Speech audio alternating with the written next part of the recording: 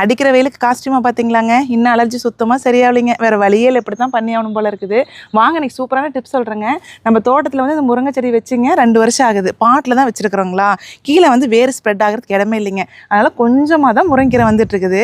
இந்த வருஷம் என்ன பிளான் பண்ணனாங்க, ஒரு வருஷமும் பாட்டில் வந்து இந்த மாதிரி ஒரு கணு வருங்க, அதை எடுத்துங்க டைரெக்டாக கார்டன் பெட்டில் இந்த மாதிரி வச்சுட்டேங்க. வச்சோன்னே இங்கே பாருங்கள் எவ்வளோ முருங்கீரை வந்துருக்குதுன்ட்டு. ஏன்னா மண்ணில் டேரெக்டாக வைக்கும்போதுங்க கீழே வேறு ஸ்ப்ரெட் ஆகிறதுக்கு நிறைய இடம் இருக்குது இல்லைங்களா, அதனால் கீரை வந்து நல்லா வருங்க, செடியுமே நல்லா பெருசாகும். ஆனால் முருங்கைக்காய் எடுக்கிறது கஷ்டங்க. அட்லீஸ்ட் வேணுங்களோ கீரை எடுத்துக்கலாம் இல்லைங்களா. அது இல்லாமங்க இந்த வருஷம் வந்து நம்ம மண்ணில் வைக்கிறனால அடுத்த வருஷம் இது வருமா வராதான்னு தெரியாது. அதுக்குமே ஒரு ஐடியா வச்சுருக்குறேங்க.